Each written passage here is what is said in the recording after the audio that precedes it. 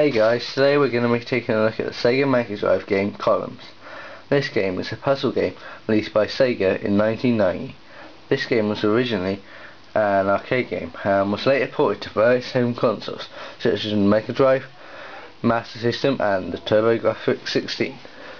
Columns is seen by many as a direct response to Tetris, a similar puzzle game that features the same kind of gameplay mechanism, falling blocks that must be arranged on a playing field to make them disappear.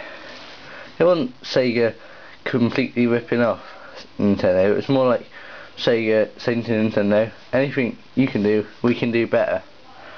In Columns you must match up falling circles called jewels of the same colour to make chains, either vertically, horizontally or diagonally.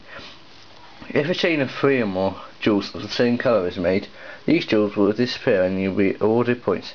The object of the game is to rack up as many points as possible before you top out when the board is filled up above the top of the screen. In the Mega Drive version of the game, there are 3 main gameplay modes: the arcade mode, the original game mode and the flash columns mode. The arcade mode is your standard game with columns. You can start at level 0, level 5 or level 10. The speed of the game increases in each level. The original game mode is very similar but has multiple difficulty settings: novice, amateur and pro, and also has a time trial mode where you have to rack up points in a set time. In the flash columns mode you have to complete the game as quickly as possible by removing a flashing jewel at the bottom of the playing field. This mode also features 3 difficulty levels. The gameplay being shown in this review is from the arcade mode. As I have already mentioned, to rack up points you must line up jewels of the same colour. To get more points you can line up more than 3 jewels or trigger combos when chains disappear, causing more chains to form. There's also a magic jewel that sometimes appears, which destroys all the jewels of the colour it touches, often causing huge chain reactions. I would say Columns has an average difficulty level, not too hard, but definitely a challenge. To make the game a little easier, hints are available when playing the arcade mode up to level 3, which I think is a really nice feature. The game speeds up as the game goes on, so it is sometimes a struggle to keep up. Having said that, being successful at this game also requires a fair amount of luck, although skill is of course needed. Sometimes the field will be nearly full up when you'll suddenly get a huge combo and it will all be okay again. However, one wrong move can be very costly, so you must be careful not to make silly mistakes. The graphics for Columns are simple yet pleasing. In my opinion, you don't need stunning HD graphics for this kind of game, so the jewels are basically just coloured circles. However, the effects used when chains are created will look very nice, and graphically this game still shines today, 20 years after its release. The background music for this game is great. The tunes seem to fit the game very nicely. Additionally, as the playing field begins to fill up, the music speeds up, and this really adds to the tension of the game.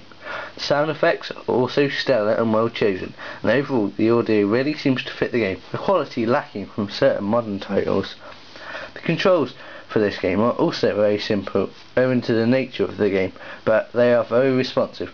I found this game to work well with the professional fighter pad peripheral that I've previously reviewed, but you also shouldn't have any problems using a standard Mega Drive controller. Similar to Tetris, you move the falling jewels left or right with the D-pad to get them into the appropriate position. You can also press down to speed up the rate at which the jewels fall, but you won't be wanting to do that when the pace picks up, trust me. The A, B and C buttons all rotate the 3 falling jewels, so you can arrange them into the ideal order for making chains. This game makes you want to come back for more, to try and beat your high score, and maybe make it a level or two further. Columns is definitely a good game to pick up and play, as unless you are an experienced column player, it's unlikely a single game will last more than a quarter of an hour. This game also has multiple gameplay modes, which, whilst not the most innovative takes on the concept, add a certain replay value to the game. Overall, I would say Columns is undoubtedly one of the best puzzle games of all time, and also one of my favourite Mega Drive titles. The gameplay, controls and audio visuals are all outstanding in this game. Is it better than Tetris? Well, that's down to personal preference, but in my opinion there's very little to choose between the two. Given that I honestly have nothing bad to say about Columns, I have no choice but to give this game 10 out of 10. Okay guys, thanks for watching, and I'll put up another video soon. Bye.